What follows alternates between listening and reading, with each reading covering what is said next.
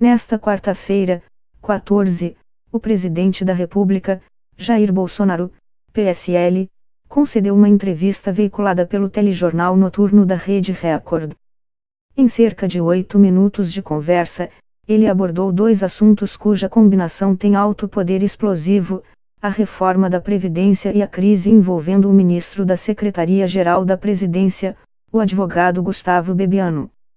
Analistas de mercado e até aliados de Bolsonaro temem que a crise envolvendo o ministro possa contaminar a tramitação da reforma da Previdência. A mudança nas regras das aposentadorias é considerada fundamental para a economia, e o projeto deve ser enviado ao Congresso ainda neste mês.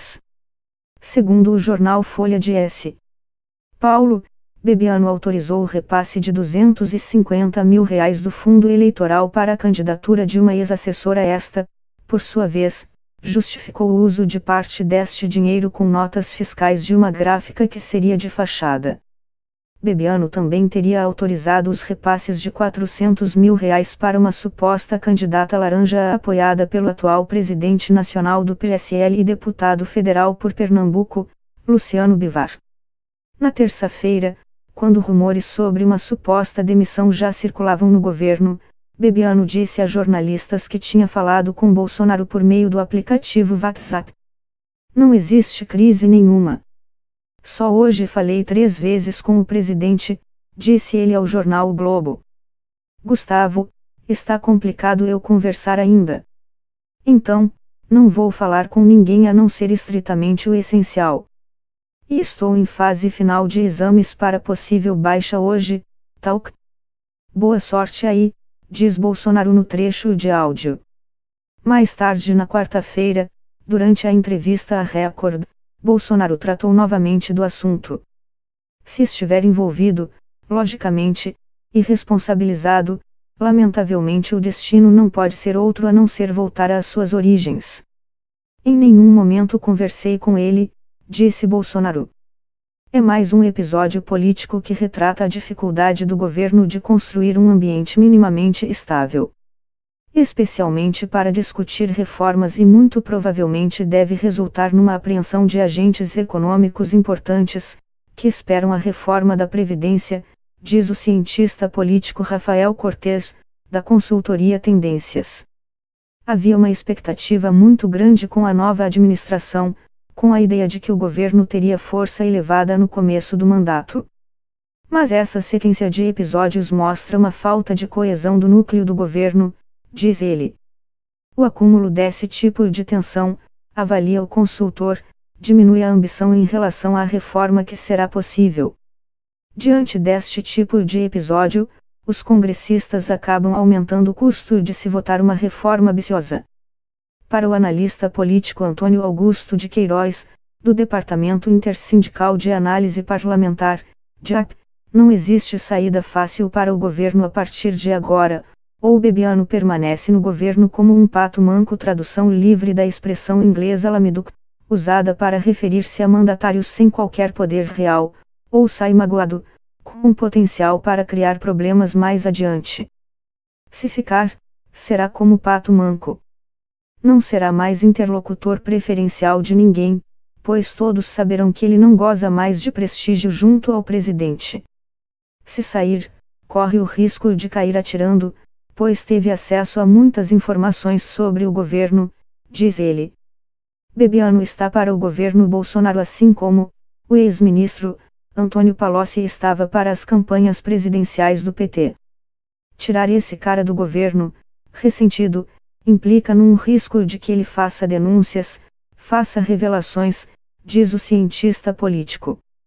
Advogado de formação, Bebiano atuou como presidente interino do PSL durante o período da campanha eleitoral de 2018. Naquele período, ele acumulou diversas funções dentro do partido, inclusive a de liberar repasses de recursos do Fundo Especial de Financiamento de Campanha, FIF, para as candidaturas femininas. Logo no início da campanha eleitoral, o PSL decidiu que a todos os repasses para candidatas mulheres deveriam ser autorizados diretamente pelo Diretório Nacional da sigla à época comandado por Bebiano. De acordo com a lei eleitoral atual, Pelo menos 30% dos recursos do fundo devem ir para candidaturas de mulheres. A ideia era dar mais segurança. Se o Diretório Nacional repassasse para o Estado, e o Estado falhasse em atingir a cota de 30%, o partido como um todo seria punido. Por isso se escolheu centralizar tudo, diz uma pessoa próxima ao caso, sob condição de anonimato. Na condição de presidente, Bebiano tinha conhecimento das principais movimentações financeiras do partido. Além disso, Bebiano participou das principais decisões da campanha relativas à área de comunicação e de redes sociais. A disputa por atribuições neste campo é uma das origens do mal-estar entre ele e Carlos Bolsonaro, que desde antes da campanha gerenciava as redes sociais do pai. O uso de redes sociais por parte de Bolsonaro chegou a ser alvo de um pedido de investigação do PT. Durante a campanha, o candidato do PSL foi acusado de aceitar ajuda financeira não declarada de empresários, que teriam comprado pacotes de envio em massa de mensagens via WhatsApp. Segundo reportagem da Folha de S. Paulo, no fim de 2018, empresários apoiadores de Bolsonaro firmaram contratos de até 12 milhões de reais com empresas especializadas no envio de mensagens em massa. A prática, se confirmada, configura a prática de Caixa 2. A crise com Bebiano também deve preocupar o Planalto pelo fato de ele ser um dos principais interlocutores do Executivo com o presidente da Câmara dos Deputados, Rodrigo Maia, de EMRJ. A relação entre os dois começou ainda no fim de 2018, após a vitória de Bolsonaro nas urnas. Maia tentava construir pontes com o governo eleito, com o objetivo de se candidatar à reeleição para o comando da Câmara. A impressão que dá é que o presidente está usando o filho para pedir para o Bebiano sair. E ele é presidente da República, não é? Não é mais um deputado, ele não é presidente da Associação dos Militares, disse Maia ao site de notícias G1. Então, se ele está com algum problema, ele tem que comandar a solução, e não pode, do meu ponto de vista, misturar família com isso porque acaba gerando insegurança, uma sinalização política de insegurança para todos, disse Maia. Você transformar isso numa crise dentro do Palácio do Planalto, eu acho que é risco muito grande para um governo que precisa analisar a liderança, unidade, porque vai ter desafios importantes começando pela Previdência, completou ele.